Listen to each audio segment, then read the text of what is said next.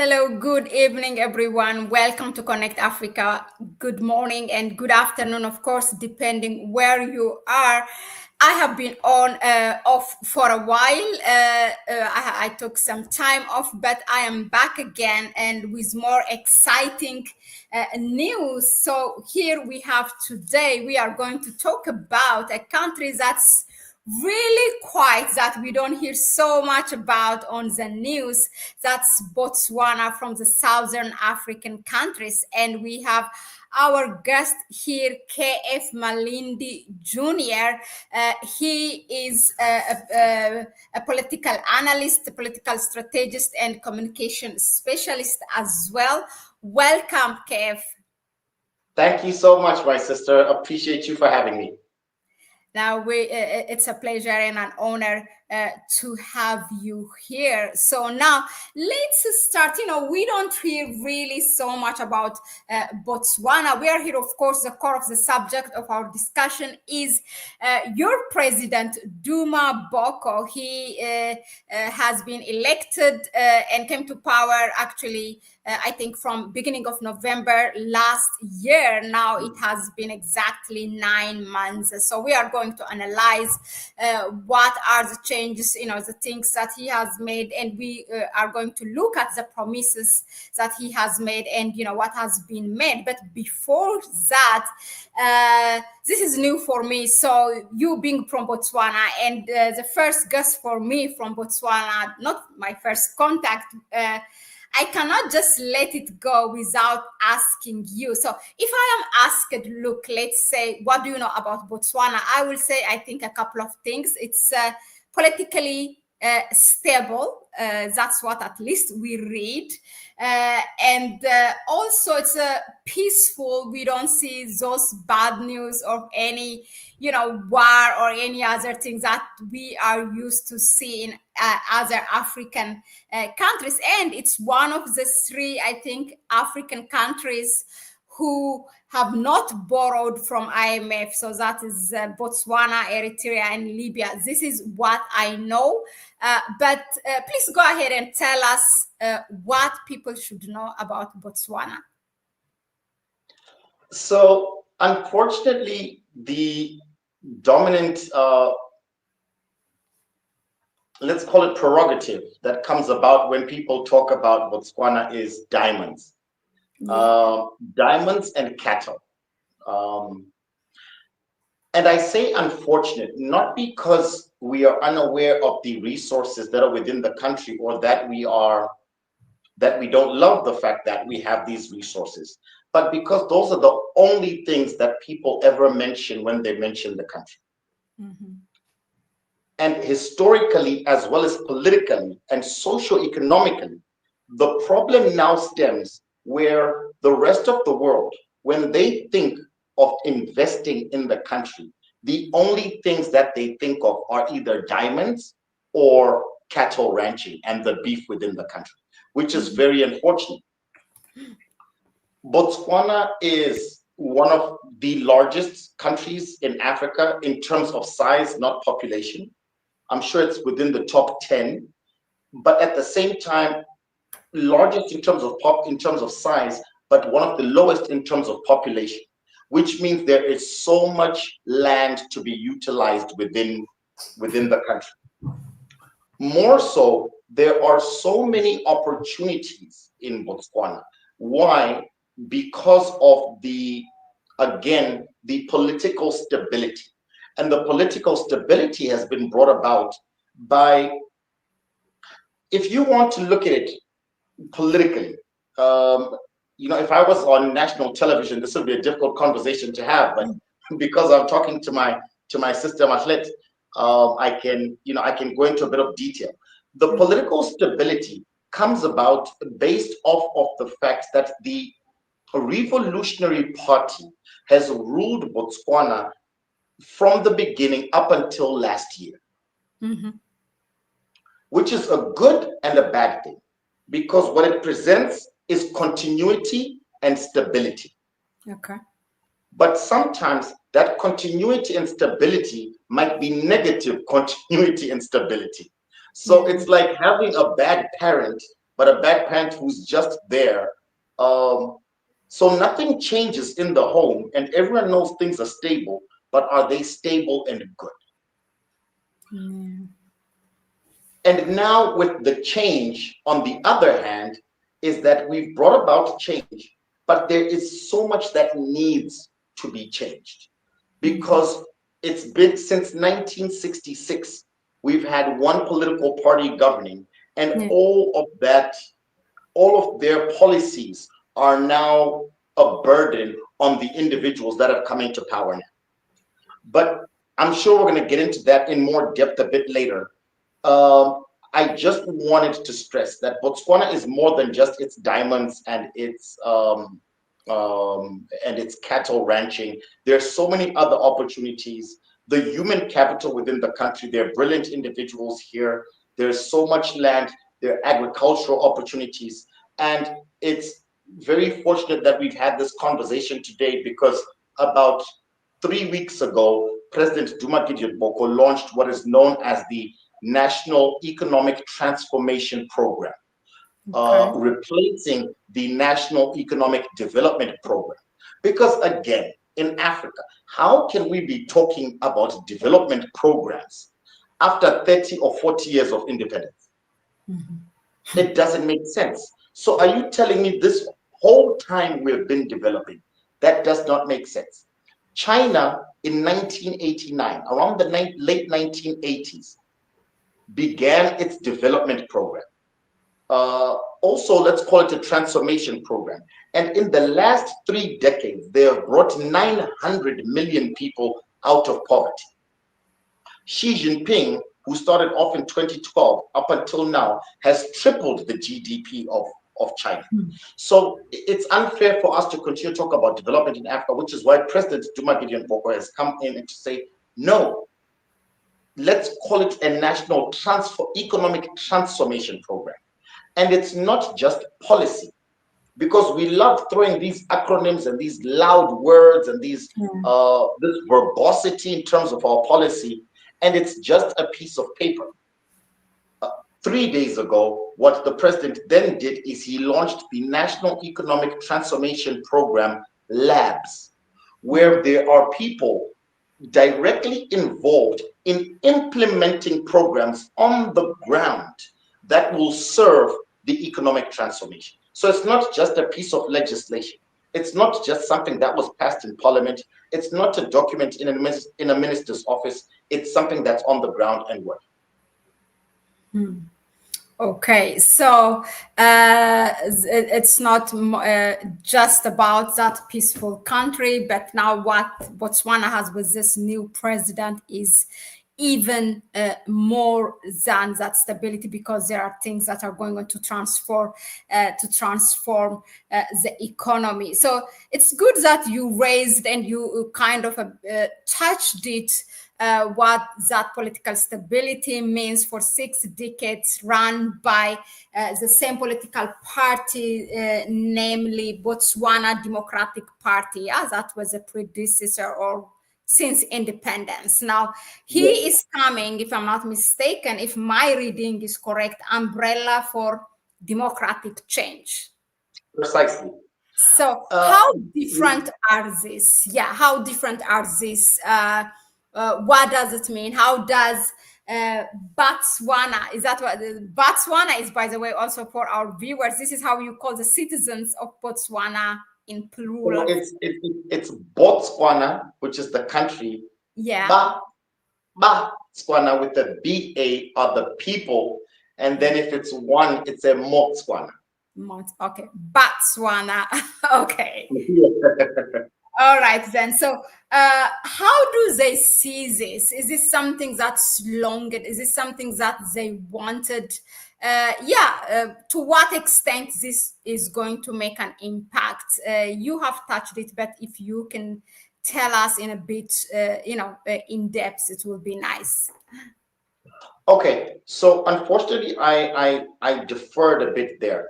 Let me go back a bit and say stability is not just in Botswana. I think generally, the SADC region is quite stable. We do have issues in Congo, obviously. which have recently been resolved.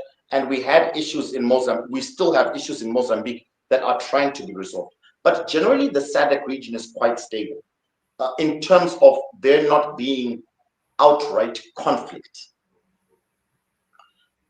Moving on to that and going into your question, your specific question now, the umbrella for democratic change, specific to that very name itself, umbrella, is a multi-coalition of opposition parties. Okay. That came together. Yes, it's multiple parties that came together and said, enough is enough. We have not seen on the ground the gains of the diamonds that we have been selling for the past 30, 40 years. We have not seen the gains of the work, the hard work of the ordinary Botswana. What is going on? Things are becoming dilapidated. There's no infrastructural development. We do not see a rise in terms of the living standards of the ordinary individual. And corruption is increasing by the day. We need to change the situation on the ground, which is why it was a very historic election. And President Duma Boko will definitely go down in history as someone who changed the political climate and environment within Botswana. So I hope that explains in terms of the UDC being a coalition of different parties. In fact, President Duma Boko comes from the BNF, which is the Botswana National Front. Okay. So even when, sorry to come in here. No, go ahead, go ahead. Even when the Democratic Party was ruling, still the parliament was a multi-party political system in Botswana. Yes, Botswana is a multi-party political system, very similar to most political systems in Southern Africa. Similar to Zimbabwe, similar very much to South Africa, which has become very multi-party. Namibia included. So yes, it always has been a multi-party system with very reasonable representation. Of course, the presidential elections were always at the end of the day won by the BDP, the Botswana Democratic Party. However, Parliament has always had a very mixed representation, even if it's to the lowest extent, because President Duma Boko has been a member of Parliament for quite some time. But yes, moving forward, I also want to say that the current Vice President Ndaba, is also from a different party. So they were very specific in saying that even within the UDC, let us make sure that the presidency and the vice presidency, the executive, is represented from different parties, right? We came in as a coalition, we came in as an umbrella. Let us make sure that our representation is also represented in that manner.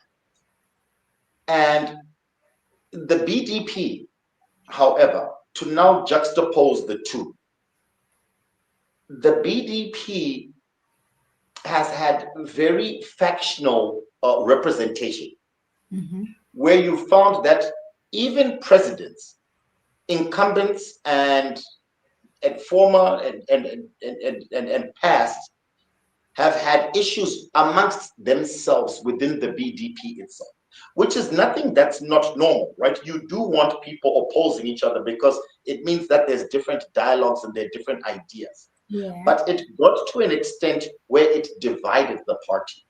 And now, I mean, we do know that Ian Khama had been exiled from the country by his own party. So I think those particular elements also added to the defeat of the party in last year's election. Okay, no, that was really useful and insightful for us because we don't know so much about. I hope I'm being clear. No. Obviously, it's a lot of information that we're trying to boil up into one conversation, but it's close to 60 years, no, now 70 years of political history. I think, it's also important for us, you coming from Botswana, we touch here and there yeah, it's a lot of information, but better, to have those information, you know, since this is people I really don't hear, and it's really unfortunate. I know that it's a very how do you say, tourism is very known, like it's one of the economies, the pillars of the economy of Botswana, right? And the elephants, but people don't know so much, and the diamond, and that's where it stops. It doesn't go beyond that if you ask someone about Botswana. So let me just touch on that very quickly, Mahlet, because you're very right. When the tourism isn't that big of an industry here Okay. in terms of global marketing. And one of the biggest initiatives that President Boko has put forward right now is to say we need to market Botswana, because a lot of Botswana on the ground, their image of the country outside of the country is a bit exacerbated. They think that people know about Botswana, but people don't. For example, diamonds. If you were to ask someone who's buying a diamond ring where their diamond is coming from, they wouldn't tell you Botswana. They'll tell you Belgium, maybe India, or so forth. It Exactly. is Same industry, with the chocolates as well. precisely. It Yeah. is industry people who know that diamonds come from Botswana, not consumers, not the ordinary person on the ground. Same with the tourism.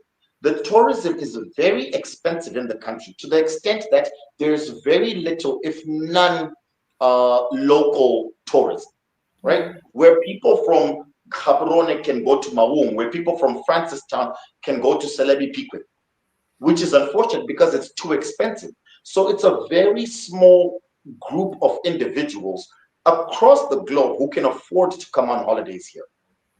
People would go to Zanzibar first, or Diani in Kenya, or Cape Town, of course, before they come to Botswana. And unfortunately, this is a major misconception within the country that the president has put forth and said, we need to stop lying to each other. People do not come here for holidays, but we need to start bringing them. So yes, in as much as tourism might come up on a Google search as a major industry, it's for a very select number of people. It's like Monaco. Botswana is the Monaco of safari tourism in Africa. Very select individuals who are coming for very niche tourist experience.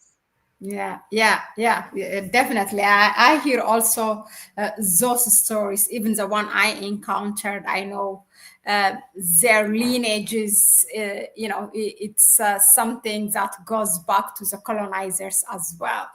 Anyway, now since Let me ask you a question, Mahlet. Who is the number one, who is the fastest 200-meter runner in the world? oh my God, you see, I know there are a couple of them from Southern African countries, but I don't know. Okay, let me just say I don't know. It's better. Thank you. The fastest man in the world is Letsile Tebogo, who comes from Botswana.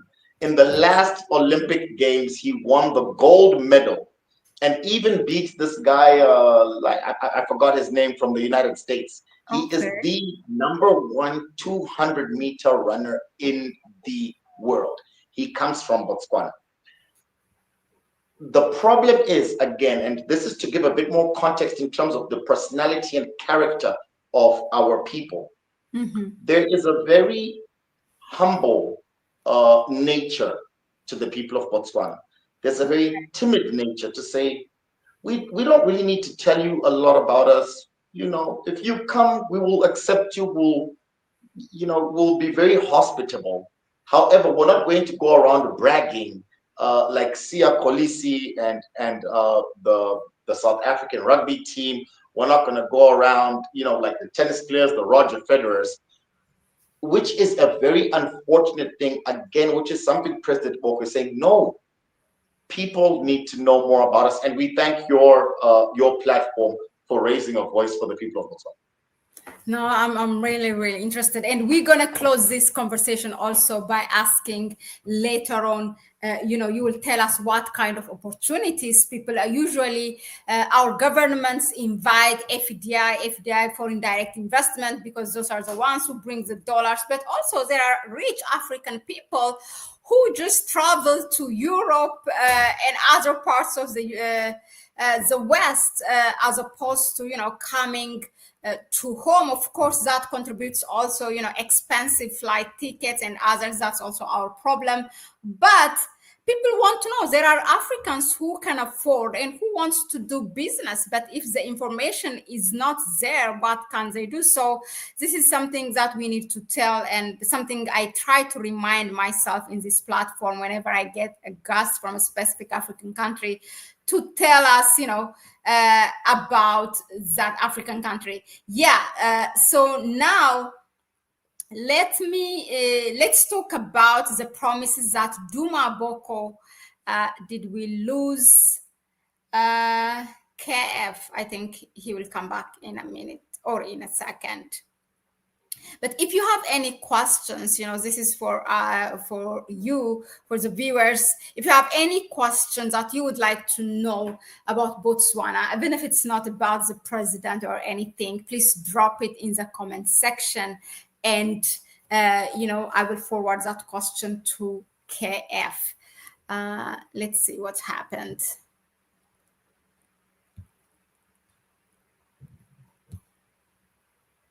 Yeah, so Duma Boko, he's becoming very popular with the way he dresses, the way he talks. He's like compared to the Ibrahim Traore of Burkina Faso these days. But we really hope that's not just a rhetoric, that he will do some substantial or bring a substantial change to Botswana. Let's see what happened to him.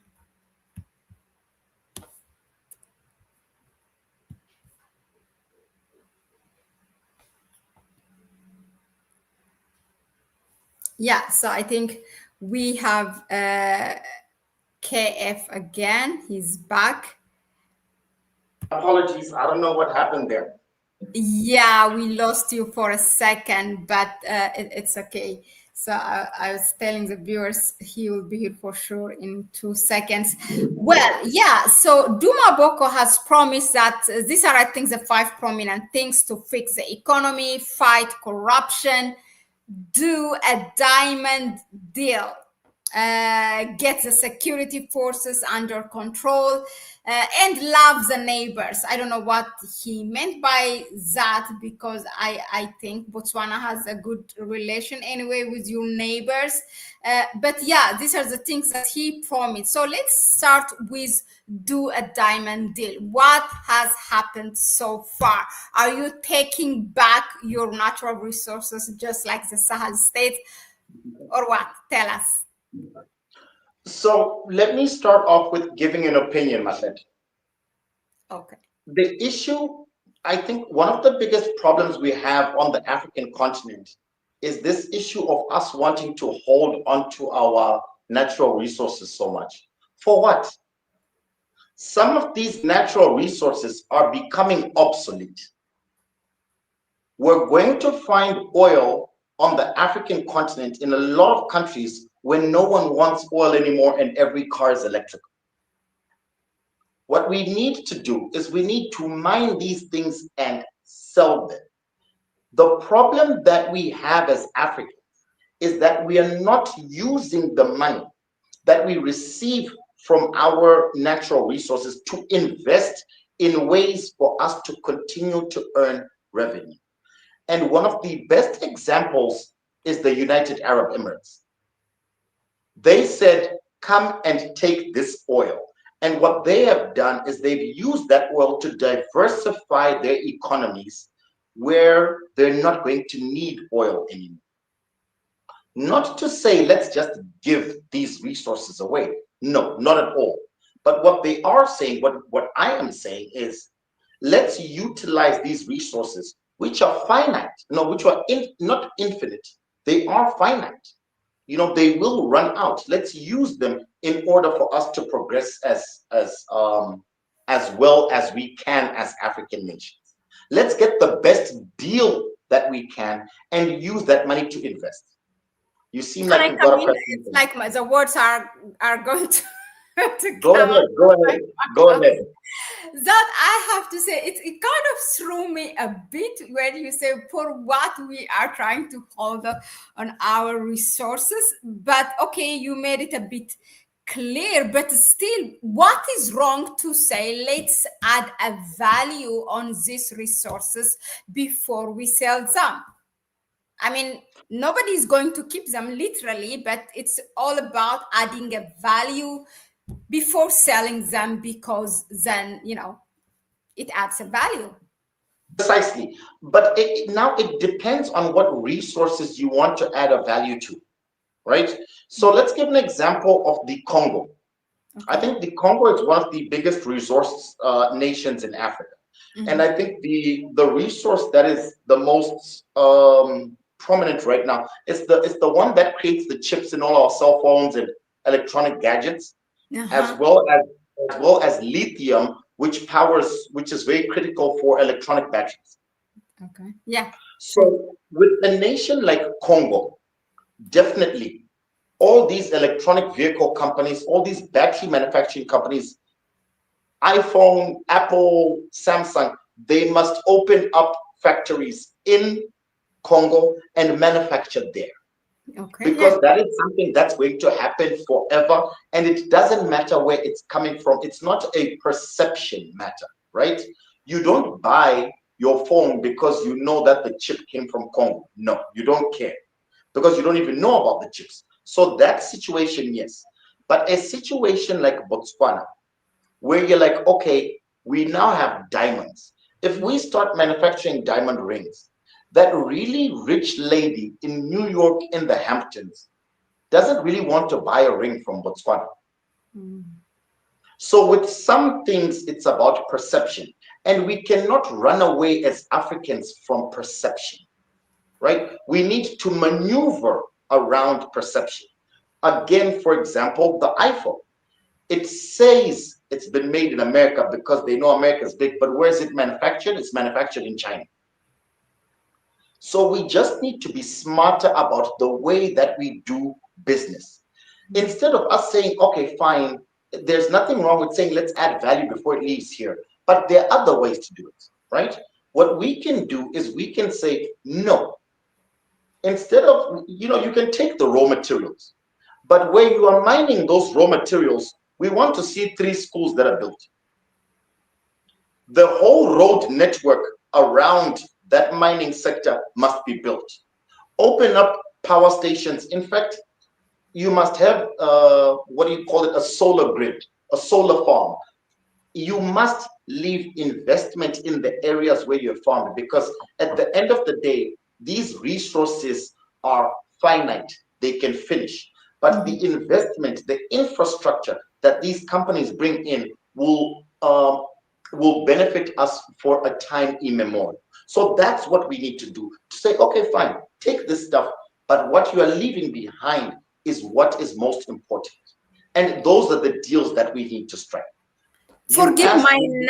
naivety, but how, for example, maybe I don't know anything about diamond, except that it's more expensive than gold.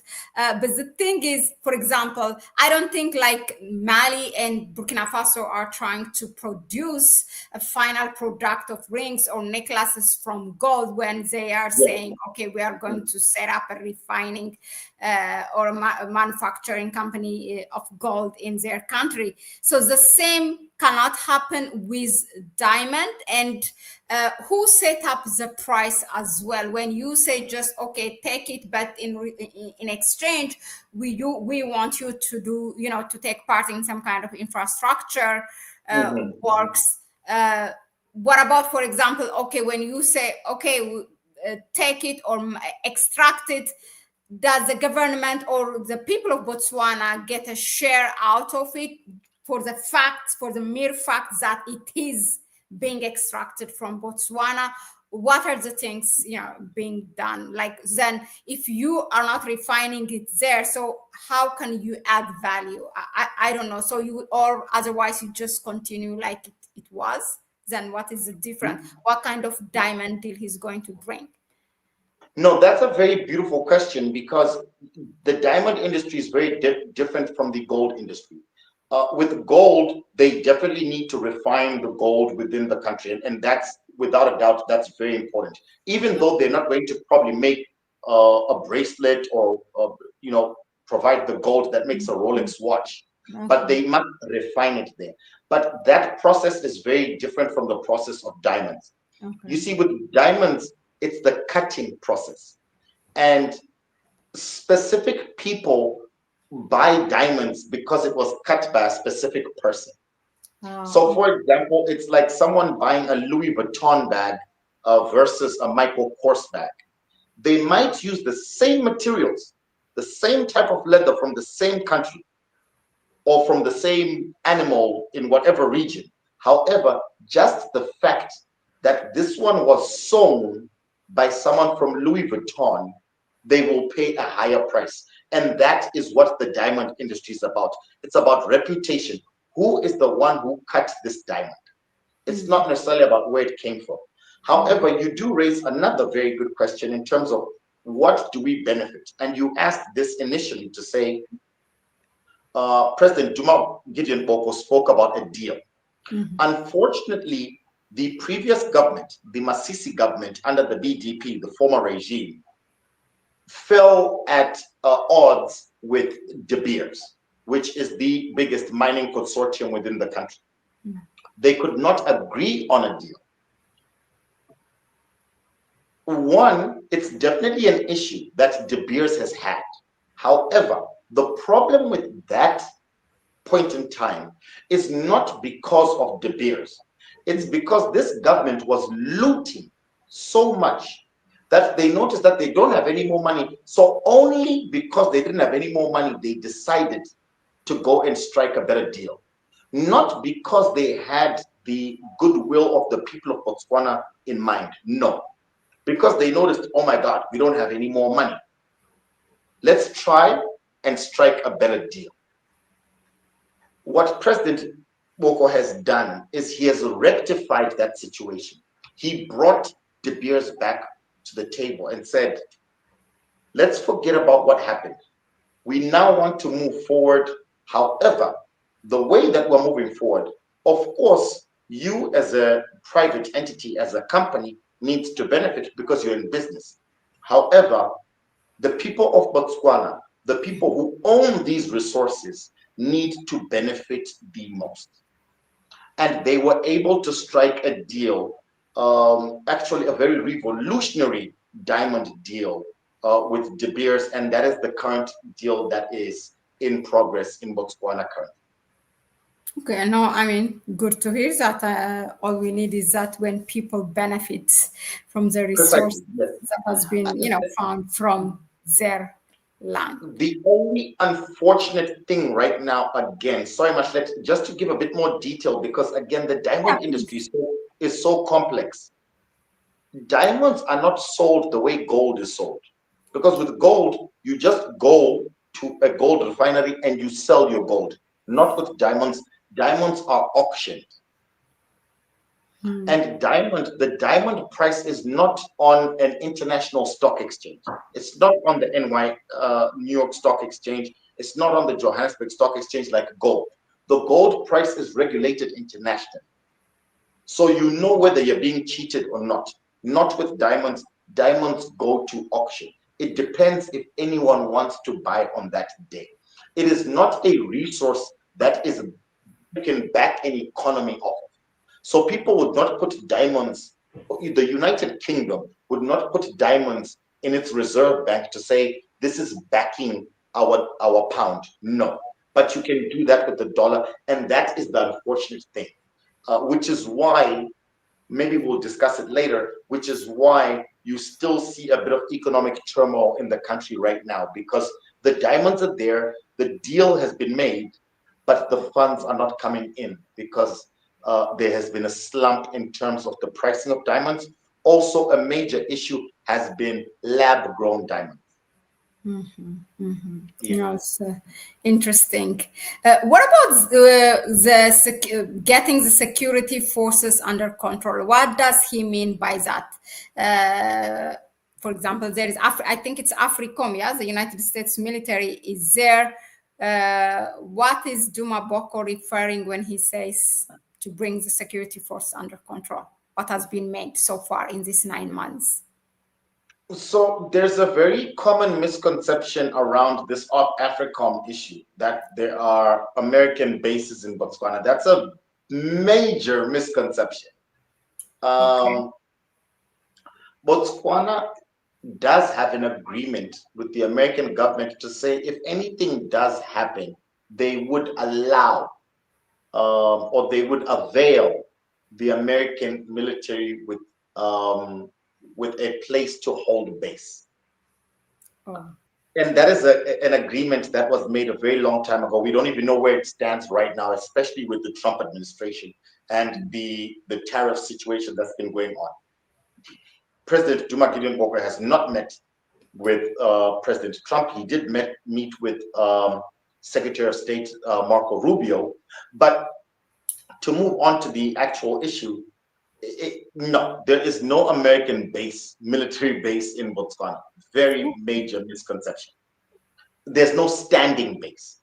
Now, when he was speaking of reining in the security forces, he was talking about how the former government used security apparatus, the police, the intelligence services, to rein down the opposition parties, which is a very common happening in most of Southern Africa. We see it in Mozambique, we see it in Malawi, we see it way more in Zimbabwe, where incumbent regimes use the police, use the judiciary as well to suppress and oppress opposition parties. He was saying we need to liberalize our security services. Let's just call it, we need to liberalize the executive, which then holds the police as well as the judiciary. And that is But the what problem. makes, does it even make a difference? If you have an agreement, yes, you say that now with Trump administration, we don't know where that agreement stands, meaning for the American military, if something happens, we don't know what that something is, but we all can assume to come and take a base and operate from there. But physically, right now, the militaries are not there. But what difference it makes as much as, as long as this base can be allowed whenever they want to use it? So I'm not privy to the actual stipulations of the agreement because it's not a matter of public knowledge. We don't have a legislation that clearly defines our relationship in terms of them being allowed, right? It's something that has just been said rhetorically and never been questioned. President Boko has not touched on it as yet. I think his main focus right now is to ensure that the livelihoods of the people of Botswana are in place and people are safe. He's trying to make sure people have salaries. He's trying to make sure people have decent housing, water, education, and so on. I'm not aware of the nitty-gritties of that agreement, but you raise a very valid point to say, what's the difference? At the same time, I used to be of the view, my younger self used to be of the view that, why would we give Americans the space? Why would we do that? It's not always a bad thing. Let me give this example. There's a time when there was major turmoil between the United States, the United Kingdom, and Zimbabwe. Okay. Right? And that agreement between the United States and Botswana was in place. But did we see the United States mobilizing anyone in Botswana to work against Zimbabweans? No, it did not happen. Now, I'm not saying it will not happen because it could, right? We always need to safeguard ourselves as Africans. It did not happen. But I think the way people have spoken about it has kind of just made it a bit more inflammable, where people thought that, Botswana, if America had issues with South Africa, Botswana would give them space and then they could just attack. Let's not forget that the headquarters of the Southern African Development Community, SADC, is in Gaborone, Botswana. So there is no way that Botswana would be in a position to compromise the security of any other SADC nation. There are laws in place and guidelines in place that would stop that from happening. However, that is an issue that I might have to do a bit more research on, and then get back to you and the listeners and say, you know what, let's have a 10-minute conversation. I'm back to explain exactly the stipulations of this I was agreement. looking at a map of this U.S. military bases in Africa right now as we speak, and there's no other SADC country that is currently hosting Africa. There's no way, none. It would never happen. Okay. Yeah, because remember, another issue that we've had in SADC is that one of the biggest things that we're trying to avoid is terrorism. And the unfortunate thing about having an American military base in your country is you are literally telling the terrorists, please come here.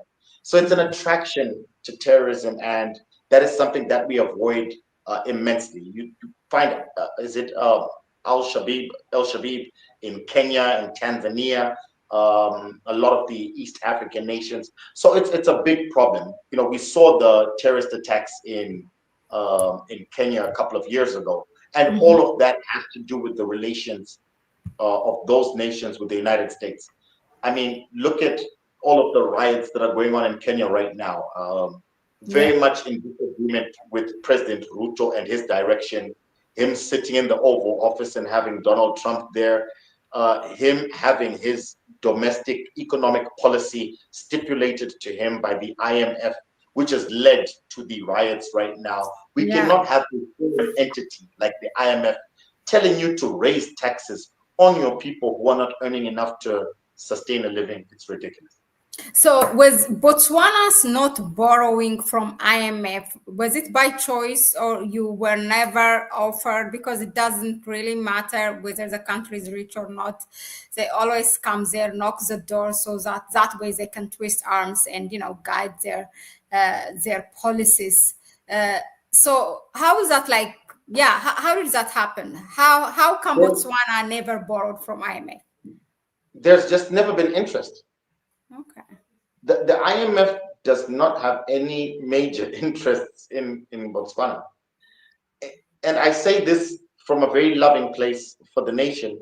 But again, because of the humility, up until now with President Duma Boko, Botswana has not had a regional influence.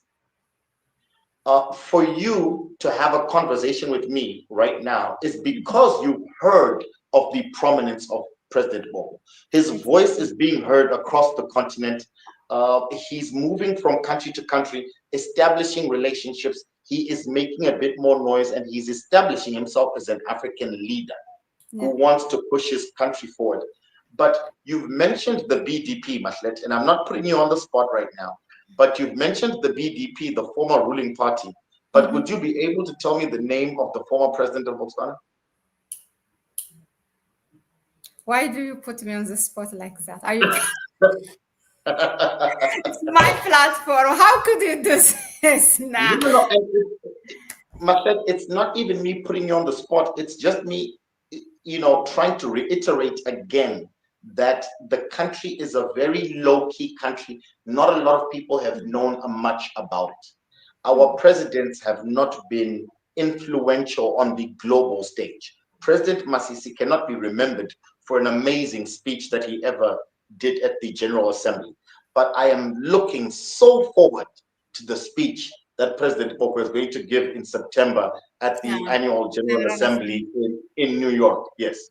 But I did listen, okay? Just that I didn't remember his name. I interviewed just before he left Masisi's interview where he talked about controlling buckets and time. Was it with DW Deutsche Welle or some kind of? Yes. Yeah, it was viral for some reason, and I did listen. But It no, was. I'm happy to be an experiment. That shows you if me having a platform don't know about it, then yeah, you can imagine how Africans Indeed, feel. Yeah, true. indeed. But Interesting. yes, just to Okay. go back and just round that one off in terms of the IMF. You see, the IMF will always enter, the IMF and World Bank will always come into states where they want to have influence. In as much as diamonds are relatively very expensive and highly priced, they are not a commodity that has longevity. Again, I'm going to use the example of you cannot back a currency with diamonds Like gold. like Okay. gold. We Hmm. do not have those kinds of resources. Again, this is going to go back again to the conversation we had in the beginning where I said, Mahlet, we need to get rid of these diamonds and convert them into money and change our economy to things, well, at least to ways of sustainable revenue income. And that has been President Boko's agenda to say we need to diversify the economy. We cannot rely on diamonds. All the extractors are foreign companies. Yes. And If you were if does you were to Botswana get automatically a share because it's found in its in your land? without a doubt, that is the agreement right now. How much? It's no less than Currently? 50%. 50. No less than 50%, 50, yeah. Oh, okay. No, That is that's a good one. that is the deal that was struck by President Mo. And that is 50% in terms of the value of what's been extracted. But there are other elements to that deal. Again, infrastructure development within the areas, employment, ensure employment from our people, and not just low-level employment, but senior employment, ensure skills development to say, if you're bringing in engineers from Australia, it's okay, but you must also be educating our individuals to attain the status of those engineers. So the deal is a very complex and niched one that President Boko sat down with his team and said, no, we need to ensure that we benefit.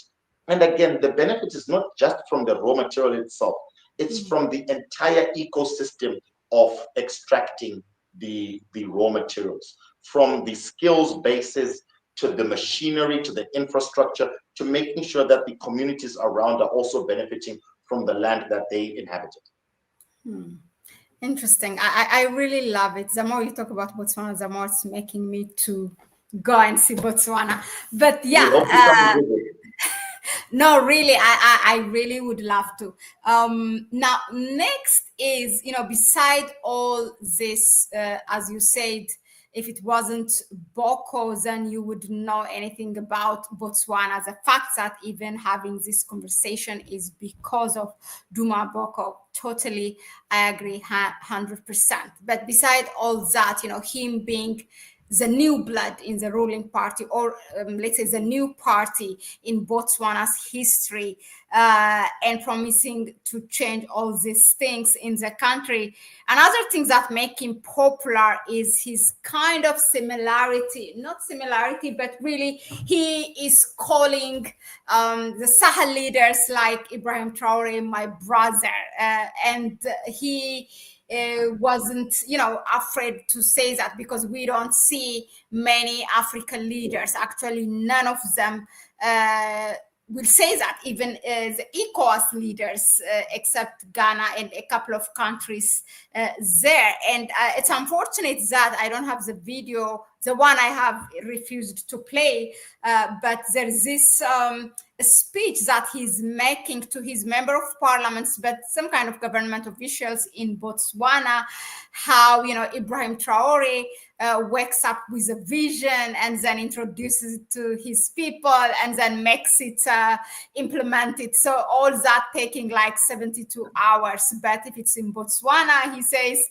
he kind of, hints the problem that he would get from his own government officials there. So, what do you make of that? I mean, for us looking at from distance, wow, okay, nice. Now we have one Southern African country who is allying kind of with the Sahel leaders. So, how was it perceived in Botswana, first of all?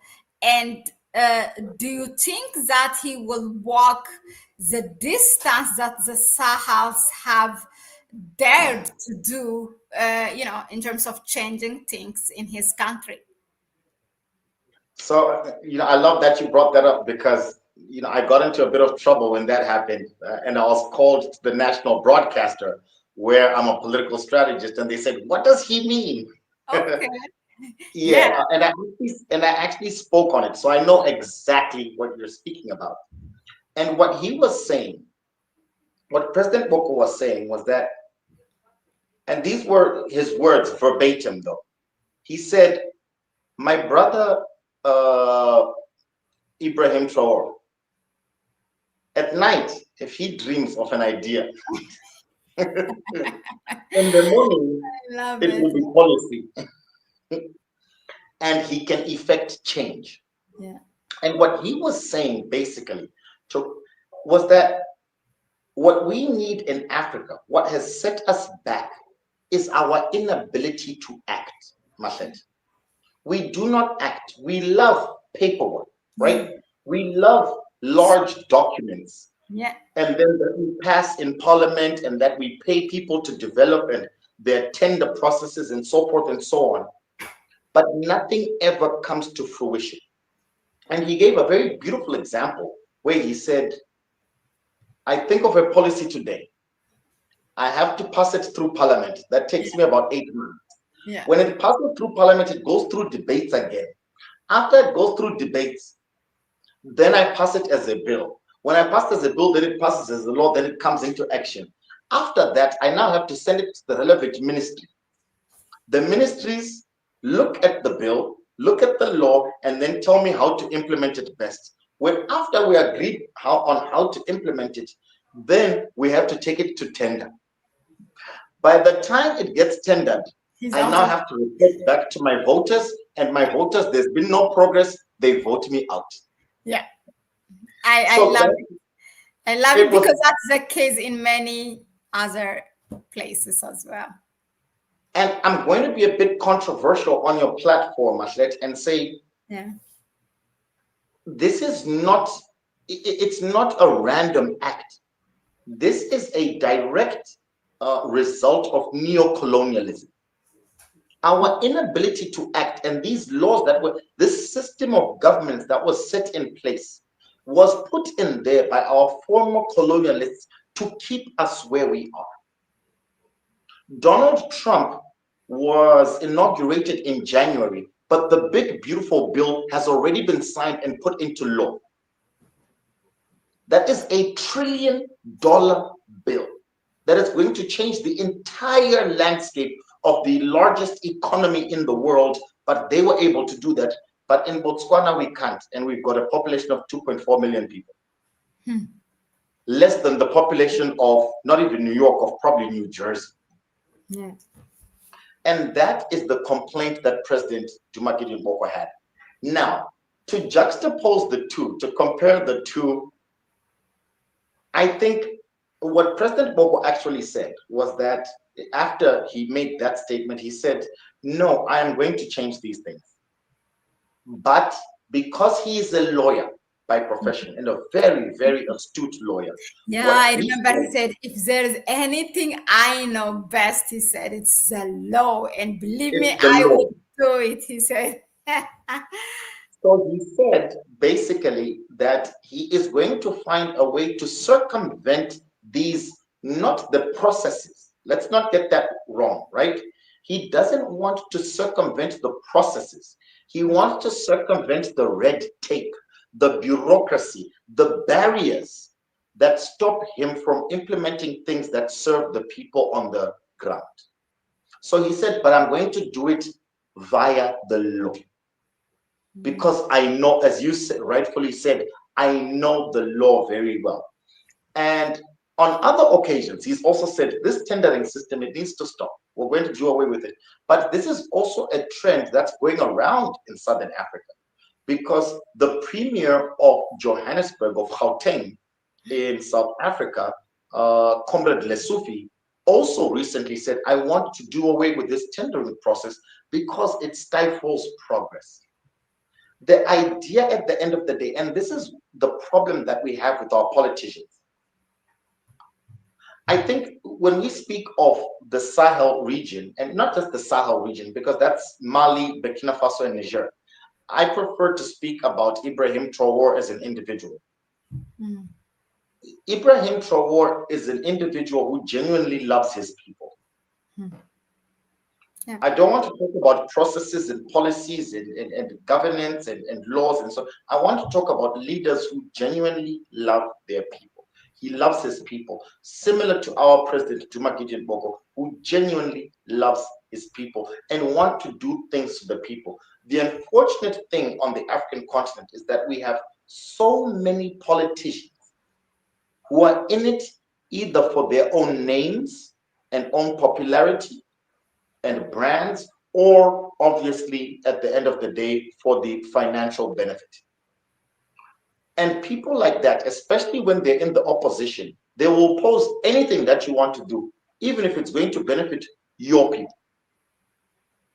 So a lot of the obstacles that President Boko has been facing right now are stemming from him, are stemming from Parliament, where legislators are saying, no, we're just going to say no. Why are you saying no? Just because? No. Okay, do you propose something different? No, we're not proposing anything different. We're just saying no. And that is the problem that our greatest leaders face currently. You know what they say, whenever it is election, that's kind of approved by, maybe I'm saying it differently or wrongly, but these neo-colonizers have the capacity even to put their people in that parliament so that they make sure when the leader says something, when the leader is not something what they wanted or someone who they wanted, then they make sure that they have these people in the parliament so to be an obstacle yes. of implementation. Yes. So just saying no for something that benefits their own children and the people, do you think that makes sense, or it's something that the Democratic Party has been just, like entertaining it like that without doing anything? Because that doesn't make sense. Why? So firstly, it's a matter of, you see, our politics on the African continent again. I think we need to send more of our politicians to school in the global north. So, Europe and the Americas. Not necessarily because we need their form of education, but in order for us to understand their systems. Was it not Genghis Khan? It's Sun Tzu, The Art of War, where he says, in layman terms, I'm going to abbreviate it, but say, you need to stay closer to your enemy and understand your enemy in order to defeat them. Because the systems of governance that we use in Africa, the economic foundations of Africa that we use, the global economic foundations, the American highway, the SWIFT codes, everything is based off of their systems that they placed on us, that we have to go to school to learn. It's not barter trade. It's not an African system. One thing I've always said is that I hate the word democracy. What is democracy to us? Exactly. Hugo Chavez told his people that he wants to be president for life, and he allowed them to vote, and they voted yes. That is democracy. But for Americans, they say no, 2 terms. No, but the people have spoken. So what is democracy? Is democracy a stipulation from an American individual or an American state, or is it the will of my people? Exactly. President Kagame said, I would like one more term because I have not finished what I'm doing. His people said, yes, is that not democracy? The people of Burkina Faso, are they not happy with the results of the coup in Burkina Faso in 2022? They are. Is that not democracy? We, Exactly. I really dislike our use of the word democracy in relation or as it pertains to the West. I really dislike how we like to take the way the West does things and try and implement those things in Africa. It will not work. We Yeah. need to develop our own systems. And the way we develop our own systems is conversations like these, the one that I'm having with you now, where Africans from Southern Africa, East, West, and North are coming together and saying, how are you guys doing things there? But wait, what can you guys come and get here? We Yeah. should be talking more. You Yeah. know what? I've got a brother, he's single, Mahlet. Maybe you should marry him. Because remember, traditionally, as African states, marriage was a way of bringing tribes and kingdoms together. Now we have xenophobia, where South Africans don't want to see Nigerians. Yeah. You know what I mean? And all of that is a product of neocolonialism because as Africans, marriage is what brought us together. It is what united nations. Yeah, And I we, you know, I didn't know this, or I didn't at least, let me say, looked at this web. There was this friend of mine from Nigeria who has literally an organization, a registered one that he set up. So he make a match, but the matches between African countries. He cannot say the Igbo is marrying the other one, like not within Nigeria, but Nigeria from and Tanzania, Nigeria to Ethiopia. It should be one country to the next within Africa. So yes, people pay, and they do look for their match to a next from a next African country. So I always say, if anything that bring us together is that culture, music, sports, and yes. interracial marriage. This is the only thing that would work to unite people. I really love. No, Indeed. I like how you said it, and yeah, it's true. It seems you think that it's a joke or something. Oh, like, no, how can you think this kind of? How can you suggest? Maybe that's And what worked before, as you said, and and growing up, Mahlet, there's a time when people thought that Western interference is a conspiracy theory. And they used to peddle it, in the media when media was still easily controlled by the West. Western interference in Africa is not a conspiracy theory. Barack Obama and the United States and the CIA are the ones who dethroned Muammar Gaddafi. yeah, That is not a conspiracy theory. Muammar Gaddafi was dethroned and killed because he wanted to unite Africa. That is not a conspiracy theory. yeah, A number of African nations were sponsored and assisted by Muammar Gaddafi's government and administration. In fact, if you go to Libya today, the turmoil and chaos that Hillary Clinton and Barack Obama left in that country, there are people who now say we should not have let go of our president, Colonel Muammar Gaddafi. They will do it. They're trying to do it now with Congo and Rwanda. Fortunately, a peace has been brokered, and that peace has been brokered mainly because we have a politician in Donald Trump who's more inclined towards resources than political strength. yeah, We are very fortunate. Donald Trump doesn't care about controlling people. He just wants resources, which is great. Take the resources, but we are glad that a peace has been resolved.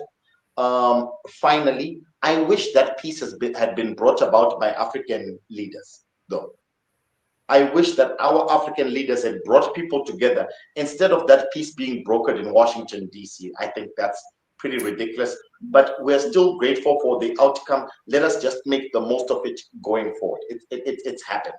But as African people in the diaspora, wherever you are as an African, Never forget the power of your melanin. Never forget the power of your roots. And understand that at every point in turn in your life, there is someone who is trying to bring you down because they want what is rightfully and inherently yours. And we need to be aware of that at all points in time as African individuals. Very, very beautifully said. Yeah, thank you so much for that.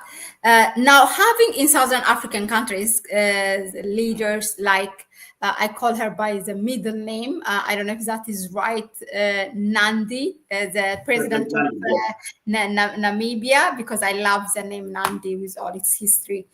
Do you think that this will take Southern African countries or SADC one step further or ahead? I don't even know to what end, Mahlet, are you talking about that? I don't know. Anyway, SADC relatively is functioning better than any other RECs in the continent, like these regional economic communities. But yeah, what do you think of the likes of Duma Boko and Nandi in SADC will bring to SADC itself and to the continent at large? We've had a number of amazing female leaders in the SADC region. My favorite definitely being Dr. Naledi Pandor. An amazing. Yeah, oh my, I love her. It's Yes, such unfortunate she left. Yeah. the world is only today realizing that Israel is committing a genocide. She took them to the ICC years ago when she had no support. An African woman took Israel to the ICC, and she will be remembered in history for that. We might be remembered negatively in history for not giving her the fullest support to ensure that the women and children of Palestine are supported. But we've had some amazing leaders on the African continent, in SADC as well as the African continent. Ellen Sirleaf Johnson. We had one in Malawi as well. Yeah, Malawi had also. Yes, we've also got the current president of Tanzania. Not very happy with her decorum right now, but let's focus on the good in terms of, I think basically what I want to say is that we need to see more women in leadership. If Africa is going to, because again, traditions, we are Africans, we're not Americans, we're not the West. As Africans, we know that the people who ensure the growth and sustenance of family units are our women. So why should they not be leaders? If they're leading within the family unit, why are they not leading in terms of building our nations? We definitely need more women in politics. I think more so, I've spoken to my female friends who are in governance, and they say that the environment is not conducive. There's still a lot of violence and abuse within. So we need to make the environment a bit more conducive to bring women in, so that a young child can say, I can join this party and not feel that I'm unsafe. But in terms of speaking generally, President Boko and President Nandi, we also need to look at, unfortunately, I don't want to butcher his name, the president of Madagascar. Is it Madagascar? Is it Malaysia? Who's just taken up, or who's just about to take up the presidency of the chairmanship of the SADC commission. Okay. Yes, because Zimbabwe is relinquishing in about a week, and they're going to be taking it up. Madagascar is not part of the Eastern African community. Pardon? Madagascar is not part of the Eastern African community. I didn't know it was part of SADC. No, Madagascar is SADC. Or there's because you know why I say that. When the new African Union chairperson took, so this time the quota was for Eastern African countries. So those who were running for that chairmanship was only Eastern African countries. So Madagascar was part of it. That's why. Was, but remember, there's a bit of confusion because there is geographic East, Okay. and then there's political East. So, for example, Tanzania is East Africa. Yeah. However, Tanzania is a part of the SADC. And right now they hold the chairmanship of the block of security in SADC, which they'll also be relinquishing in the next week. So not unfortunately, but due to circumstances, allegiances, and cooperation, we have geographic East, geographic Hmm. South, and we also have political East and political South. So some of these things, the determinants are not necessarily geographic on the Mm. map.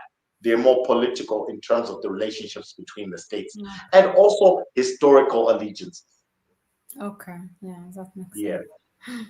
Uh, but Duma Boko and President Nandi, as well as a number of other, I cannot go through this conversation with you without mentioning Julius Malema. Oh, yeah. So that is the future of Southern Africa. You can see the leadership that genuinely cares about its people. I do not want to say that former leadership did not care about its people. We have the likes of Sankara, we have the likes of Kwame Nkrumah, we have the Mandelas, we have one of the greatest leaders that we've ever come across in Southern Africa, Samora Machel, rest in peace. Mm, yeah. Um, but I think the revolutionary parties over time and also over the influence of the West, again, unfortunately, have corrupted our leadership. I always relate to Chinua Achebe's A Man of the People, Hmm. where he speaks about the motor vehicle and how it has corrupted us as Africans. Yeah. The way Africans love cars and the way a car is able to corrupt you immensely is a problem. So we need to decolonize ourselves. We need to unlearn and then relearn. And I think individuals like Julius Malema and President Boko are bringing that mindset to the fray. And I believe that they're the future of our nation.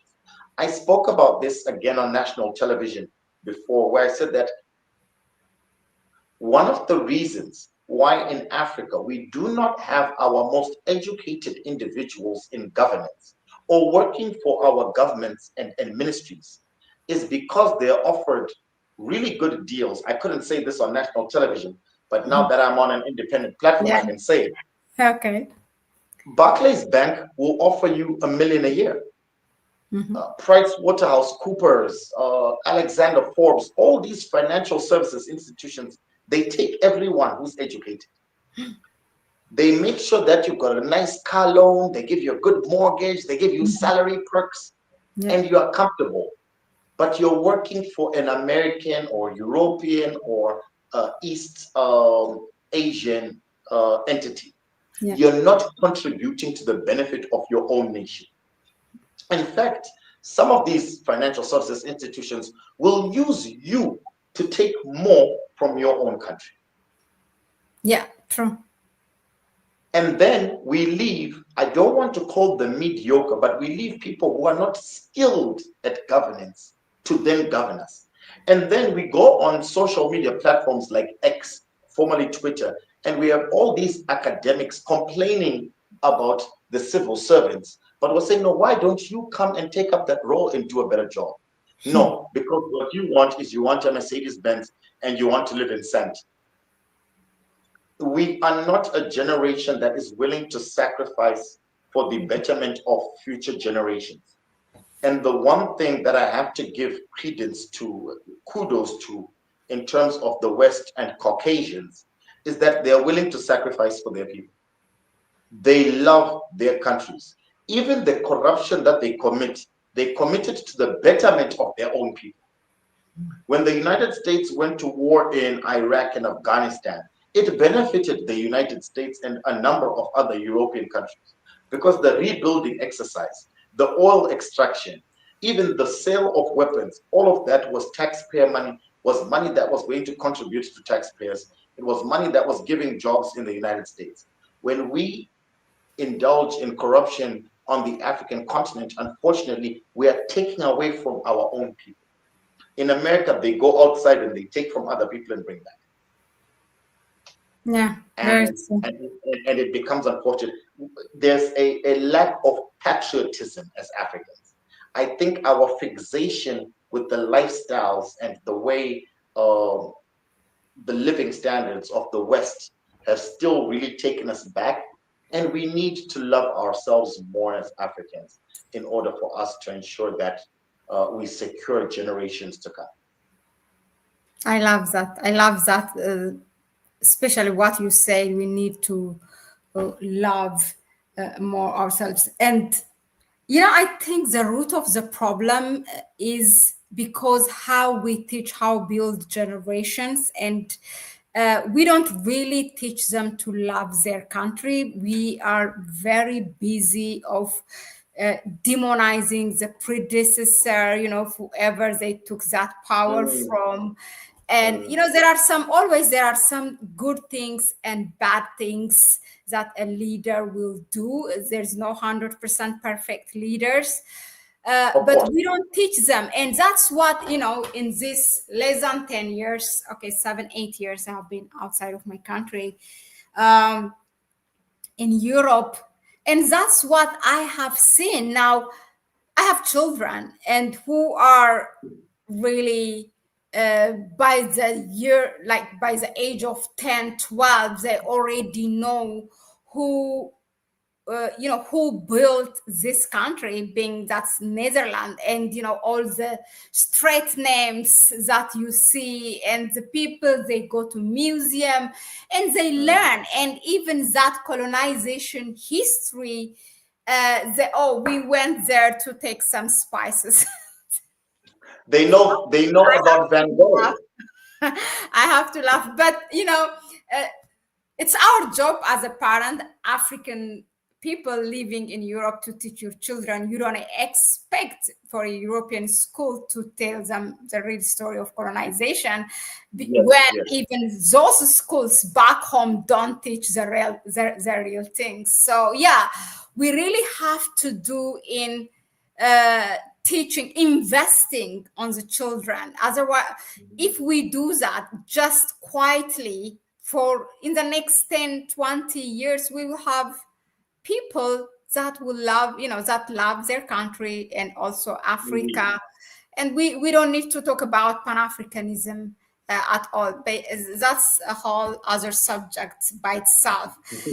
uh, yeah, but yeah, But I want it's to get into really I want to get into that very quickly, and I won't take up too much time because I know our listeners, it's getting a bit late. But Mahlet, you know,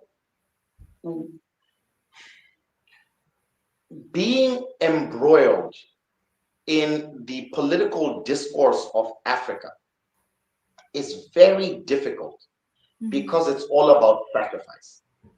And again, where a lot of mindsets, and you are surrounded by people with mindsets that are myopic and only think of very immediate and very traditional gains, makes it very difficult for the broader political mind to achieve what they see in the future.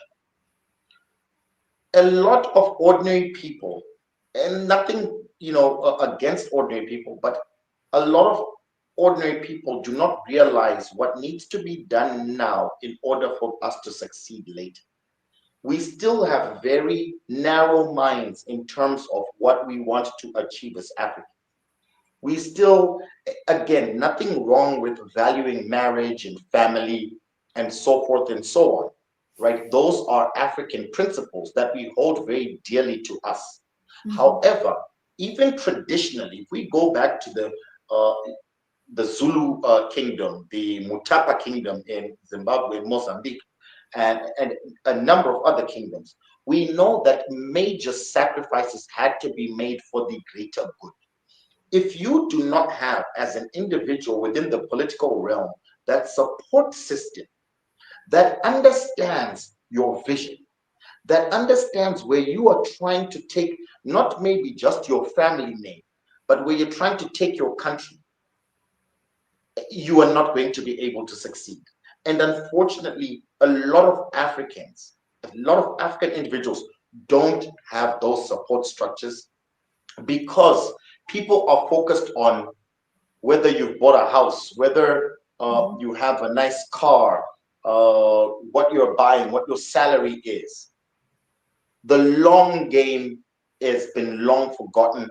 And what it then does for individuals who are passionate, like Thomas Sankara, it's just not going to work. You're not going to be able to achieve your goals. And we've seen how even individuals like Sankara failed to make it to the promised land because they didn't have that support. Yeah. And that is a very big problem we have in Africa. Look at the Kennedys in the United States, a whole family of politicians who have supported each other and who have built a legacy, a name because of that belief. All of our politicians, the Obamas, if you've read what's Obama's Promised Land? I think it's Promised Land. Yeah. If you've read Becoming Michelle, you'll realize that at one point in time, Michelle really had to support Barack during his mission. A number of these political individuals needed that support because they had the broader vision in mind. And if we can't do that as Africans, not just from a family level, but from a broader perspective, to just say, let us support this person because he has our best interests in mind, we won't get it. Which is, and a very simple example, I'm going to cut this short, but a very simple example is look at the amount of money that the corporate sector invests in politicians in the United States. Yeah. They get it. As Africans, we don't get it. Or maybe our politicians are just not sending the right message. I'm not sure. But I do know from personal experience that when you are trying to fight for a certain goal, you're going to meet obstacles. You're going to meet people who don't understand the vision, who don't see the goal, and you've just got to continue, pushing. But it's unfortunate that you're not surrounded by people who will assist you to get there, and who don't realize as well that you getting there is going to benefit not just them as your family, but Africans as an entire continent. Yeah, very true. Yeah, you don't have that support from individuals to your family to those corporate companies. Off topic question. Do you see Julius Malema becoming president of South Africa at some point in our life? Never going to happen. And I think he knows it as well. Yeah. South Africa is the largest economy in Africa, which means that there is a lot of investment within that country from the global north, from purported white Africans.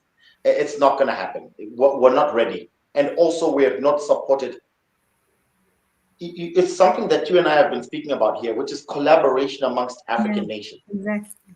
And Julius keeps saying, let's open these borders, not to say, let's just let people in randomly and illegally. No.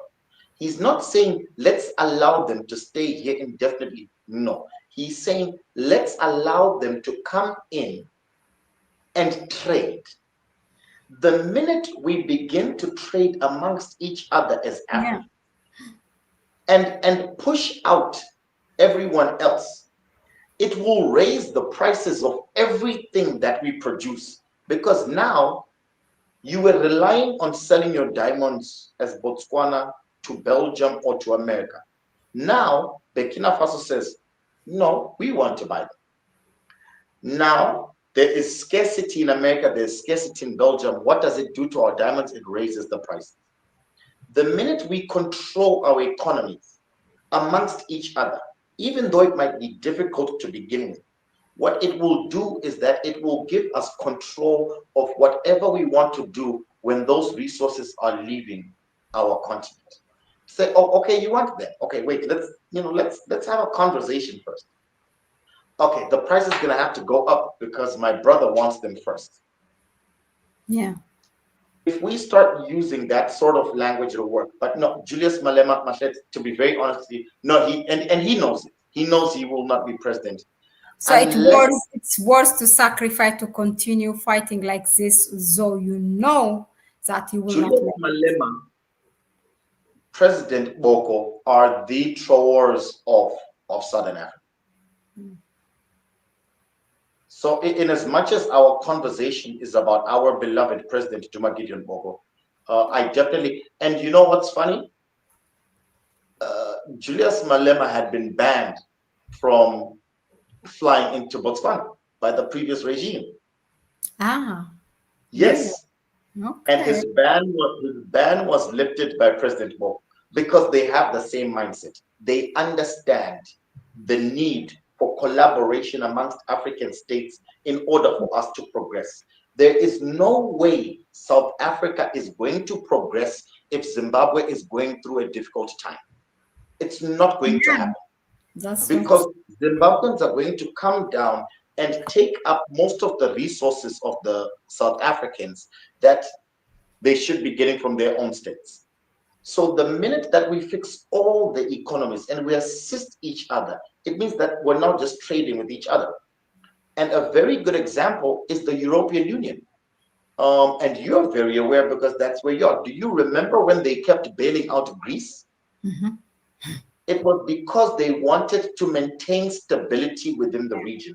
We don't do that. We just watch and look. Uh, and President Boko, one of his main policy agendas was to say, let us legalize all of the Zimbabweans in Botswana because they're already here. Let's make sure that they're legal. Let's make sure that they begin to pay tax. He understands the need for collaboration amongst African states.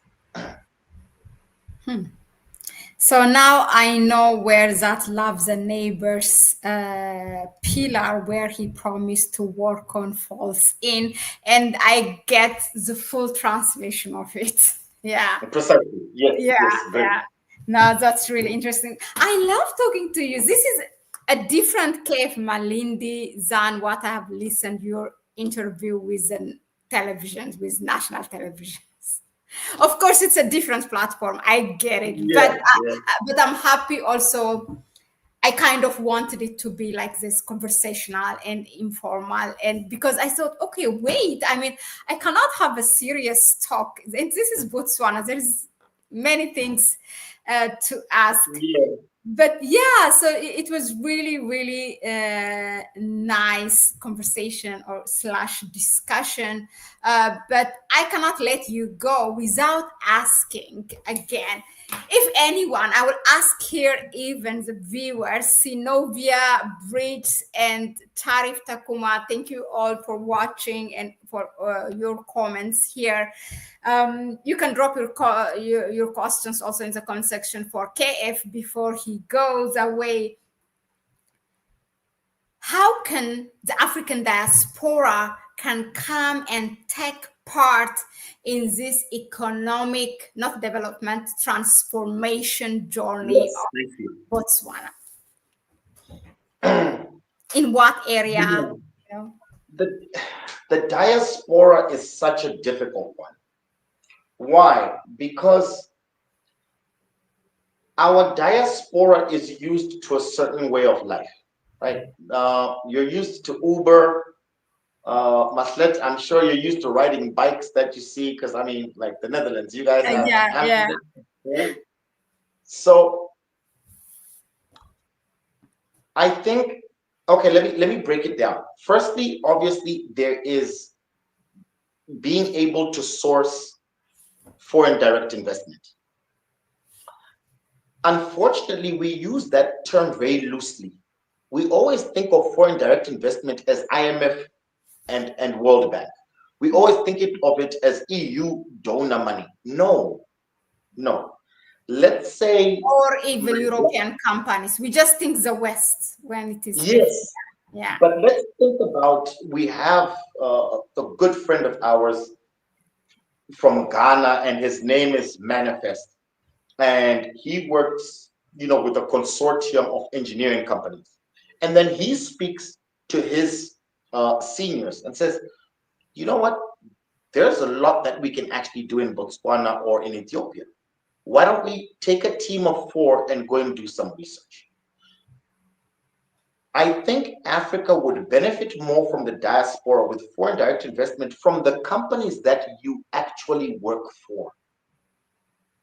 And what we also don't realize, because obviously you have your own interests as an individual, right? That's why you probably moved to that country abroad, because you wanted to support your families back home. But in order for you to progress, why don't you add value within your company by telling them of the value that you left back home? So bringing those companies, and that's what President Boko really wants to do. We are tired of sending our resources, natural resources abroad. Come and process them here. Come and build, here. Open up factories, manufacturing factories, all these tinned foods and everything that you might want to export.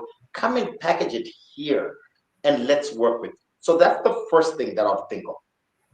Of course, there's the issue of remittances, right? Like the money that everyone sends back for the consumption of their relevant families.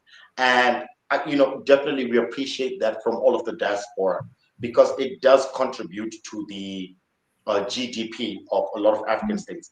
I'm not happy about it because it's only in Africa where remittances contribute to GDP. Relative, it's a bit embarrassing, but it's a step to another step. Hopefully, those remittances work towards us to a situation where we can stop having to rely on remittances, especially for GDP.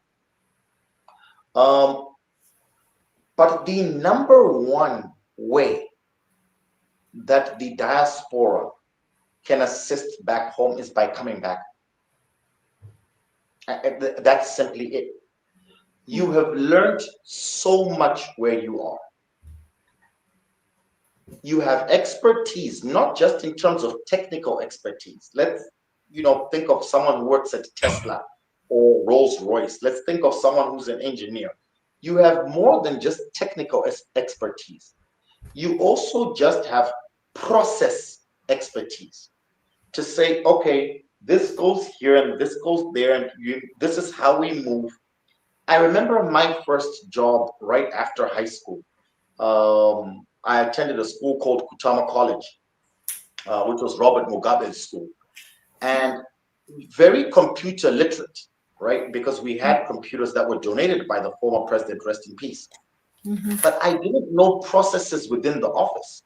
And then right afterwards, I worked as an intern at the age of 19. I worked as an intern at Zimbabwe Lawyers for Human Rights. And I was given my little desk in the office where the secretary was. And then I had to log into my email. I'm like, I don't have an email address, right? And then they'll be sending memos. And I'm like, what's a memo, right? So, but that was me back then. But there are certain processes of that nature that you have learned in the diaspora that you can bring back home and influence in terms of the way that we do business here. Again, remember what I said before, that unfortunately, it is not our highest skilled individuals who are working for our civil service. So you find that I'm going to put everyone on blast and say I don't send emails when I'm, dealing with government entities. I don't, because no one's going to check the email. Yeah. Literally, I will have to print a physical copy, take it to the office, and you know what I've learned to do? This is another process. So this is another example of processes. What I have learned to do with dealing with government institutions on the African continent and a number of African countries that I've worked in is I take 2 copies. the copy that I'm leaving that needs to be seen by whoever I'm leaving it for, and the copy that I'm going to take back that they need to stamp to acknowledge that they received it and the day that they received it. So that when I come back, I can say, no, but I left this a week ago. There's your stamp. Why have I not heard a response? So that when the minister says, I didn't see this, I'm like, but I left it. But do you see what I mean when I say Yeah. processes? So Mhm. it's processes of that nature that you guys can bring back from the diaspora to say, let us increase efficiency. And I learned this, and this is what I learned, and assist individuals on the ground. Expertise and processes. Those are the things that we need. I don't believe in us taking any more money from the West. I don't really believe in us really needing investment in terms of financial investment from abroad. It is expertise, knowledge, and processes. Those are the things that I think the diaspora can bring back that we really need on the ground. And you wouldn't realize it until you're on the ground, because your assumption is, no, but the university is there. But again, there are so many things that you learn on the ground in your office that you did not learn in university. And that is the experience that we need on the ground in Africa. Well, you have heard it. So expertise, processes. What did I miss? Expertise, processes, and knowledge. Knowledge. Yeah. Okay. Knowledge. All right, then. Thank you so much, KF, for being here. I definitely enjoyed this conversation, and I have seen from the start till now it's 1 hour and a half, but we have people here who have been here for all that time. That means they found it also interesting to follow this conversation. Definitely, it might be the first time, but not the last time to have you here. Thank you so much. We have learned a lot. I did learn a lot. I mean, not only from about Botswana, but also from other things. So, yeah, we will see you again. Is that right? Thank you so much for having me. I hope we have more extensive conversations about Africa and about what the diaspora can do back home. Yeah. I think our time is coming. I think the African Renaissance is getting there. We need to tap into our leadership. President Thabo Mbeki is one of the most influential educators and proponents of Pan-Africanism and the African Renaissance on the African continent. And I definitely, advise a lot of our listeners and viewers from across Africa and across the world to follow his social platforms and learn from him. But our time as Africans is coming. We need to soldier on.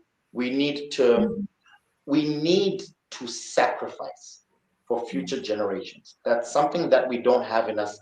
And when I say sacrifice, I'm not saying pick up a gun and die, because that's what our Yeah. forefathers did. I'm just saying maybe not the Land Cruiser, maybe take a Nissan Navara.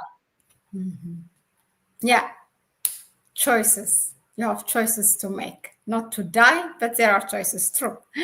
Yeah. Exactly. Yeah. Thank you so much. Okay, it's a bye bye then. Yeah, thank you all for being here. Thank you, KF. Have a good evening. Same to you. Thank you very much. Thank you to the viewers. Take care and see you guys soon. All right.